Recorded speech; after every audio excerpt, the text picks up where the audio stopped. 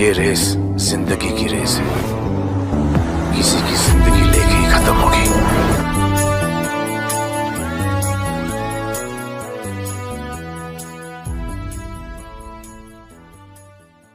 कई ऐसे चोर होते हैं जो या तो अनपढ़ होते हैं या सिर्फ खुद के शौक पूरे करने के लिए चोरी करते हैं, लेकिन हम ये कैसे भूल जाते हैं कि हम भी इस यूनिवर्स का हिस्सा है जहाँ सच है तो झूठ भी है, जहाँ चोर है तो वहाँ सिपाही भी है।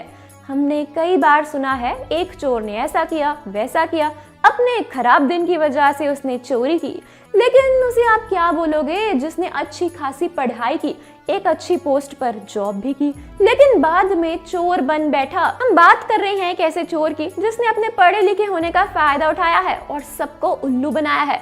उस चोर का नाम धनी राम मित्तल है और लोगों का ये कहना है कि अपनी 25 साल की उम्र से ही चोरी कर रहा है और इसे अपना पेशा भी बना लिया है।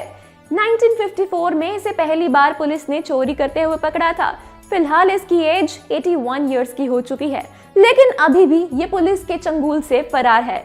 मिडिल क्लास में जन्मा धनी राम का जन्म 1939 में भिवानी में हुआ था। रोहतक के कॉलेज में इंटर करने के बाद उसने रेलवे में नकली डॉक्यूमेंट्स बनाकर नौकरी पा ली थी और हैरानी की बात यह है कि उसने 1968 से 1974 तक स्टेशन मास्टर के रूप में भी काम किया। 1964 में एक बार रोहतक में आरटीओ के ऑफिस में नकली ड्राइविंग लाइसेंस बनाने के आरोप में उसे गिरफ्तार किया गया था और इसी कारण पुलिस को अपनी जांच में पता चला कि वो कोई मामूली चोर नहीं बल्कि बहुत शातिर चोर है।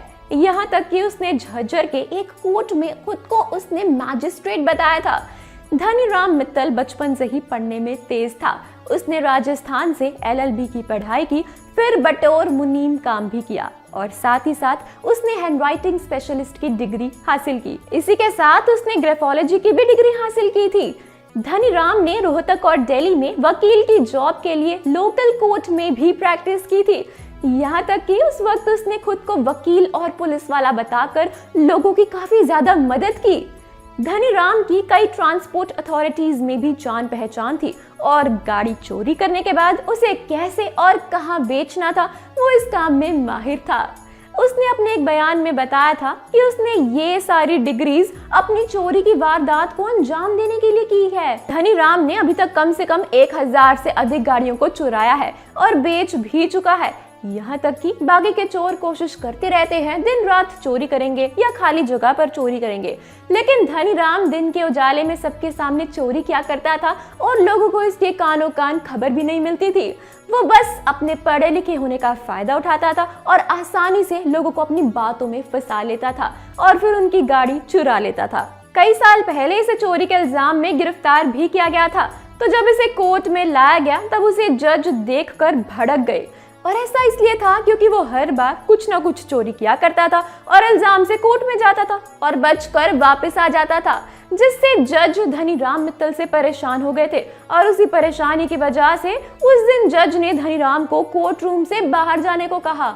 इतना सुनते ही वो पहले तो कोर्ट रूम से बाहर निकला और पुलिस वालों की तरफ जाने लगा। उतने में पुलिस वालों ने उसे पूछा कि कहाँ जा रहे हो, तो धनी राम ने पुलिस वालों से कहा कि जज ने उसे जाने को कहा है इसलिए वो आ गया है, और इतना कहते ही वो वहां रुक जाता है।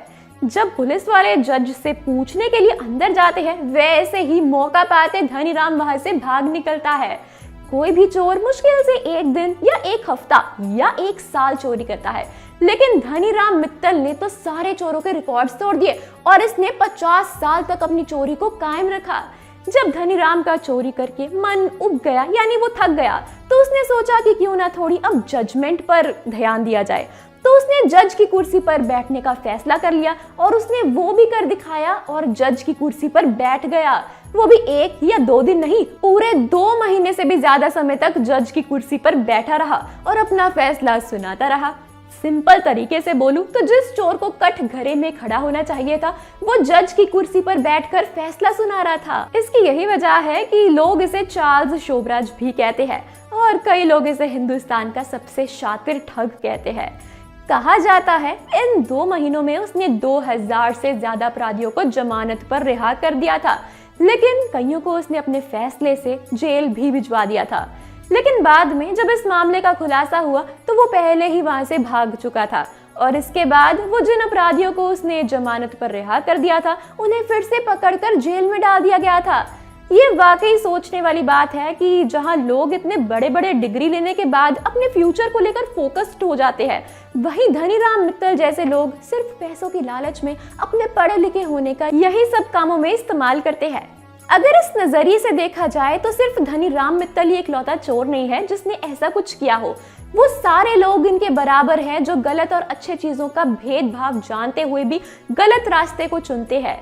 यहाँ तो फिर भी धनीराम मित्तल ने अपने बुढ़ापे तक चोरी की है और आज तक वो पुलिस के चंगुल से फरार है। 78 इयर्स के धनीराम को दिल्ली पुलिस की गाड़ी चोरी में 24 बार गिरफ्तार किया गया था।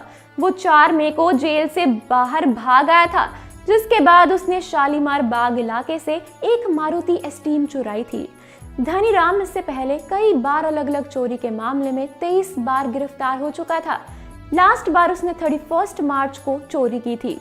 ये इस बार भी पुलिस के चंगुल से निकल जाता अगर पुलिस वालों को सीसीटीवी फुटेज में ये नजर नहीं आता, जिसके बाद उसे पकड़ लिया गया था। तो ये भी एक स्टोरी हो सकती है आने वाली फिल्म धूम 4 में, जिसमें हमें कुछ ऐसा ही नजर आ सकता है, यानी कोई ऐसा ही चोर दिख सकता है। मेकर्स अभी धूम 4 की स्क्रिप्ट कंप्लीट कर रहे हैं, लेकिन उन्होंने पहले से ही अपनी कुछ कास्ट को फाइनल कर लिया है। मेकर्स का कहना है कि ये फिल्म 2024 तक रिलीज हो सकती है। तो दोस्तों, क्या कहना है आपका इस वीडियो के बारे में, हमें कमेंट्स में जरूर बताएं।